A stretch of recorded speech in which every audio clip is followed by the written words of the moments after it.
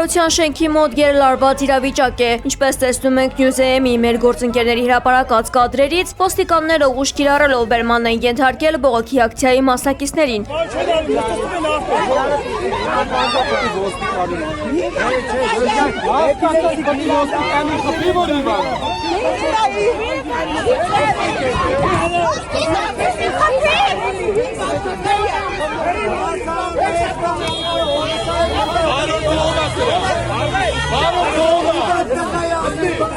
Կառավարության շենքի մոտ, որտեղ ընթանում է կառավարության նիստը, բողոքի ակցիա են իրականացնում Վարդաշենի վթարային շենքերի բնակիչները։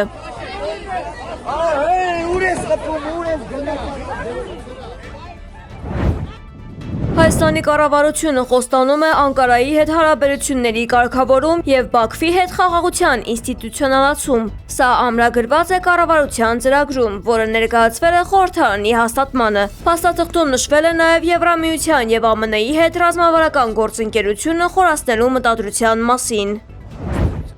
Գեղարքունիքի մարզում օգոստոսի 19-ին տեղի է ունեցել ողբերգական ավտովթար, որի հետևանքով տուժել են Ճամբարակի զորամասի զինծառայողներ։ Ճամբարակ քաղաքից դեպի Վահան գյուղ տանող ավտոճանապարհին քաղաքացու վարած առանց համարանիշի գազ 53 մակնիշի բեռնատարը վրաերթի է ենթարկել մի խումբ հետիոտն զինծառայողների։ Վրաերթի հետևանքով զինծառայող Սուրեն Մամպրեի Վարդանյանը տեղում մահացել է և բժշկական կենտրոն է տեղափոխվել արդեն մահացած վիճակում։ Մյուս 5 զինծառայողները տարբեր աստիճանի կոտրվածքներ և մարմնական վնասվածքներով տեղափոխվել են զինվորական հոսպիտալ։ Վիրավորներից երկուսի առողջական վիճակը գնահատվում է ծանր, իսկ մյուսներինը բավարար։ Բժիշկների հավաստմամբ բոլոր տուժածները գտնվում են խիստ հսկողության ներքո և նրանց կյանքին վտանգ չի սպառնում։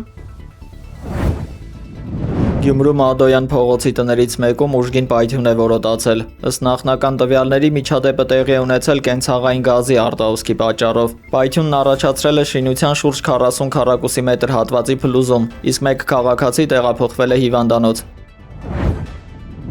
Նոր Հաչնում օգոստոսի 18-ին տեղի ունեցած ողբերգական դեպքի փաստով 2 անձ է ձերբակալվել։ Քաղաքի նախկին պոլիկլինիկայի շենքի վերականգնման ընթացքում ավտոկրունկի զամբյուղն ընկել է, ինչը դարձել է 37 և 41 տարեկան երկու շինարարի մահվան պատճառ։ Քննչական կոմիտեն քրեական վարույթ է նախաձեռնել աշխատանքի պաշտպանության կամ անվտանգության ապահովման կանոնների խախտման հատկանիշներով։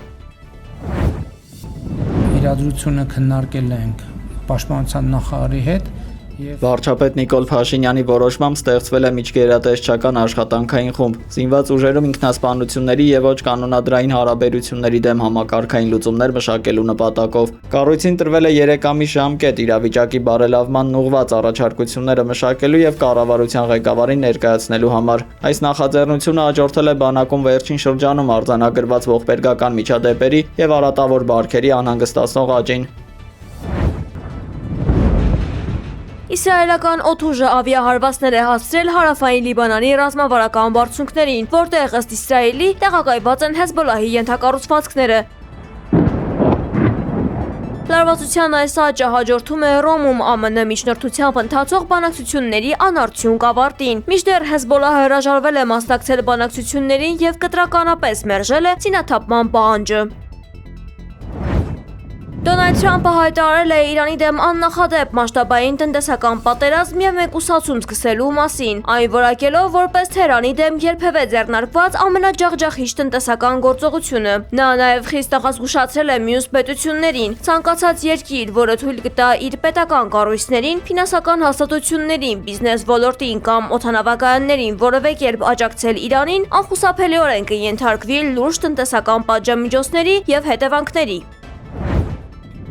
Իրանի դեմ ԱՄՆ-ի բոլոր ծրագրերը լիակատար ձախողվել են, հայտարարել է Իրանի Իսլամական հեղափոխության պահապանների կորպուսի հրամանատարի ավագ խորհրդական Մոհամմադ Ռեզա Նաղդին։ Նրա խոսքով ամերիկացիները հույս ունեին 3-ից 4 օրում տապալել իշխանությունը և պառակտել երկիրը, սակայն չկարողացան հասնել իրենց նպատակին։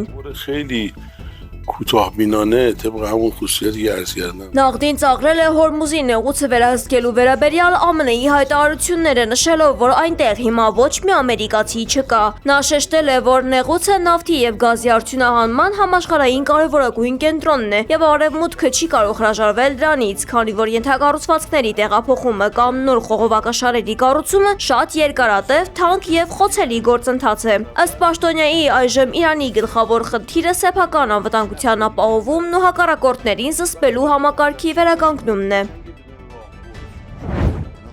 Իսրայելի վարչապետ Բենյամին Նեթանյահուն անդրադառնալով Սիրիայում ստեղծված իրավիճակին հայտարարել է, որ Իսրայելը չի հանդուրժի դեպի հարավ առաջ խաղացող թուրքական ռազմական ներկայության ուժեղացումը։ Նեթանյահուի խոսքով իրենք նախապես հստակ զգուշացրել էին այդ մասին, երբ պարզ է դարձել, որ Թուրքիա մտադիր է ամրապնդվել Հալեպի շրջանի օդանավականներից մեկում, Իսրայելը համապատասխան ազդանշան է հղել։ Ազդանշանը փոխանցվել էր, բայց ըստ երևույթին այն չլսվեց։ Ուստի մենք արեցինք այնպես, որ նրանք դա ավելի հասկանալի կերպով ընկալեն, շեշտել է Նեթանյահուն։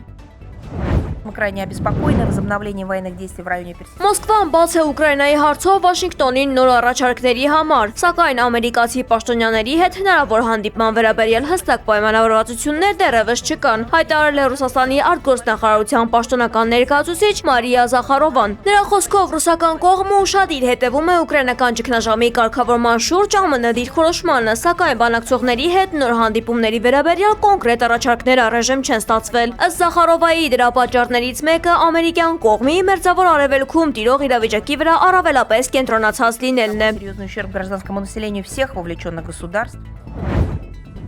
Ռուսաստանը մասսայական հարվածներ է հասցրել Կիևին, կա 5 զոհ, 23 տուժած։ 3 Ժիտոմիր քաղաքում ռուսական ԱԹՍ-ն թիրախավորել է ոստիկանության վարչական շենքը։ Օդային հարվածի հետևանքով զոհվել է 2 ոստիկան, 20 մարդ ստացել է տարբեր աստիճանի վնասվածքներ։ Բլագովեշչենսկի օդանավակայանի ամենաերիտասարդ աշխատակից 7 ամսական Կորգին արդեն անցել է ծառայության։ Արջի անունով շնիկը զննելու է ուղեբեռն ու փնտրելու վտանգավոր եւ արգելված նյութերը։ Քանի որ Արջին դեռ 7 ամսական է, նա սովորում է ու փորձաշրջան անցնում, սպասելով սրահներում եւ շփվելով ուղևորների հետ։ Օդանավակայանում աշխատում է կենթանական աշխարհի եւս մեկ ներկայացուցիչ։ Թշնամական անվտանգության համար այստեղ պատասխանատու է Վարվարա անունով ճուրակը։